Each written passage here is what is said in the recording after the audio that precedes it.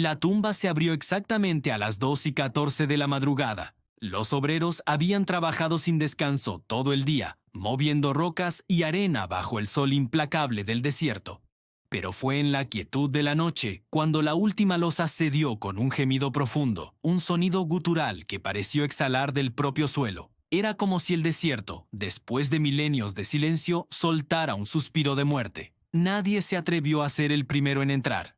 La superstición, más antigua que las propias pirámides, se apoderó de los hombres. Así que fue Margaret Hensley, la arqueóloga jefa, quien rompió el hechizo.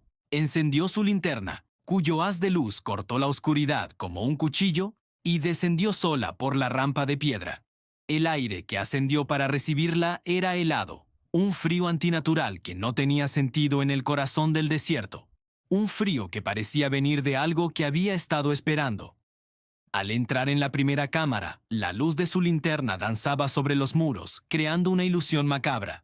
Las paredes parecían palpitar, respirar al ritmo de su propio corazón acelerado. Las pinturas que cubrían la piedra eran inquietantes. Las figuras, deformes y alargadas, parecían moverse con cada parpadeo de la luz. Eran siluetas humanas sin rostro, todas de espaldas, con los brazos extendidos y los dedos señalando hacia la cámara principal, como si advirtieran a los intrusos de lo que yacía más allá. Sobre el dintel de la siguiente puerta, una inscripción en jeroglíficos antiguos transmitía una orden, no una advertencia: que nadie pronuncie lo que él abandonó.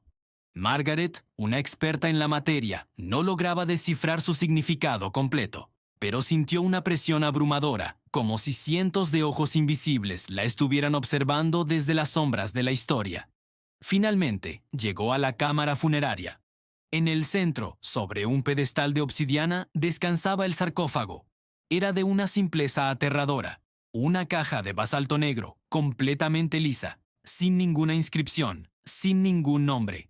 Estaba cubierto de una gruesa capa de polvo milenario, excepto por un detalle que le heló la sangre. La tapa estaba limpia, casi pulida, como si se hubiera movido recientemente, como si algo desde dentro la hubiera empujado o tocado. Con ayuda de su equipo, que finalmente se atrevió a bajar, comenzaron la ardua tarea de abrirlo.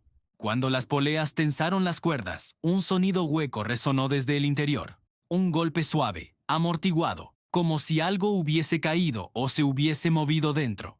La tapa se deslizó, revelando el contenido. La momia estaba allí, perfectamente intacta, envuelta en lino oscurecido por el tiempo. Pero en su pecho, donde debería haber un escarabajo de la suerte, había un corazón de piedra. Era de diorita negra, pulido y brillante, y parecía absorber la luz de las linternas en lugar de reflejarla. Hassan, el joven epigrafista del equipo, se inclinó para examinarlo de cerca. Fascinado, extendió la mano para tocar la superficie lisa de la piedra. En el instante en que la punta de sus dedos rozó la diorita, todos los presentes escucharon el mismo susurro, un siseo que pareció nacer del aire mismo. «Devuélvemelo». Justo en ese momento, la linterna de Margaret falló. La cámara se sumió en una oscuridad total y absoluta durante un solo segundo. Un segundo que se sintió como una eternidad. En esa oscuridad se escuchó un crujido seco, el sonido inconfundible del lino viejo tensándose, y algo definitivamente se movió. Cuando la luz volvió, todo parecía estar en su lugar, pero el terror ya se había instalado. Más tarde, durante el examen inicial del cuerpo en el campamento, descubrieron un detalle que jurarían que no estaba allí unos minutos antes. Una hendidura en el lino, justo sobre el pecho, como la impresión de una mano. Una mano que se hubiera posado desde dentro, tratando de empujar hacia afuera. Esa noche, el campamento fue un hervidero de nerviosismo. Nadie podía dormir, pero el más afectado era Hassan. Afirmaba escuchar a alguien susurrando su nombre justo detrás de su tienda. Describió la voz como baja y húmeda, el sonido de una garganta seca intentando hablar después de siglos de silencio. Preocupados, varios miembros del equipo fueron a revisar. No encontraron a nadie. La tienda estaba sola en medio de la inmensidad del desierto. Pero en la arena, bajo la luz de la luna, vieron huellas. No eran humanas. Eran más largas, más delgadas, casi como la impresión de dedos largos y huesudos arrastrándose por la arena. 2 días después, el horror se materializó. La momia desapareció del sarcófago, que había sido transportado al campamento para un estudio más detallado. La tienda de seguridad donde se guardaba estaba cerrada por dentro, sin signos de fuerza. Cuando finalmente lograron entrar, encontraron el sarcófago vacío. Lo único que quedaba en su interior era el corazón de piedra, pero ahora estaba partido limpiamente en dos. Y en la cara interna de la pesada tapa de basalto había marcas profundas, arañazos largos y desesperados, como si algo hubiera sido arrastrado con una violencia inimaginable para salir de allí. Una de las cámaras de seguridad instaladas en el campamento, que se había apagado misteriosamente durante la noche, fue revisada. La grabación no mostraba nada, solo estática. Pero el audio captó un sonido justo antes de cortarse. Un latido. No era un latido humano, rítmico y constante. Era un pulso irregular, húmedo, casi líquido, como el de un órgano que lucha por volver a funcionar. Hassan fue el primero en desaparecer. Su tienda fue encontrada por la mañana, completamente rasgada. Pero no desde fuera, sino desde dentro. La lona estaba tensa hacia el exterior, como si algo lo hubiera arrastrado a través de ella con una fuerza brutal. En la arena alrededor encontraron más marcas. Ya no eran simples huellas de dedos. Eran marcas de uñas, o más bien de garras, que se hundían profundamente en la tierra. Ese mismo día, Margaret descubrió algo en su cuaderno de notas personal. Alguien había escrito una frase con tinta fresca a pesar de que nadie había tocado sus cosas. La caligrafía era temblorosa, antigua. Decía: "No me borré para ser hallado. Me borré para no regresar". La expedición fue cancelada. El hallazgo se trasladó a un ala segura del Museo de El Cairo, bajo estrictas medidas de seguridad.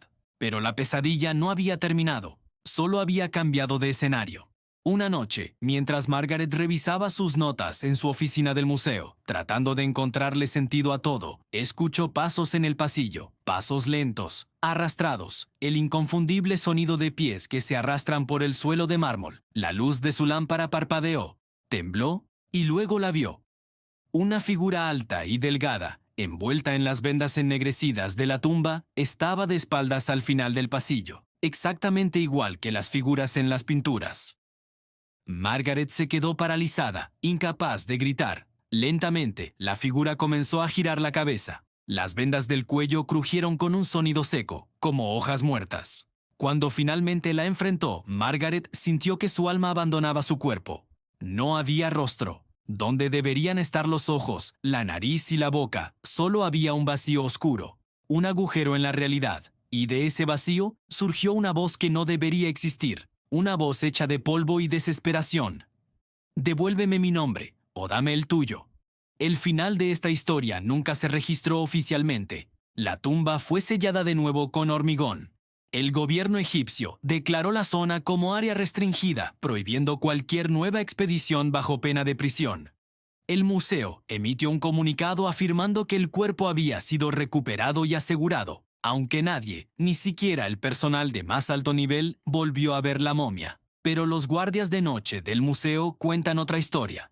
Una historia que solo susurran en los pasillos oscuros cuando creen que nadie los escucha. Dicen que, a veces, después de la medianoche, cuando las luces se apagan, se puede escuchar un rasguño suave y persistente. Un sonido que viene desde dentro del almacén de alta seguridad donde se guardan los artefactos sin clasificar. Y dicen que si tienes el valor de pegar la oreja a la pesada puerta de acero, puedes escuchar dos cosas.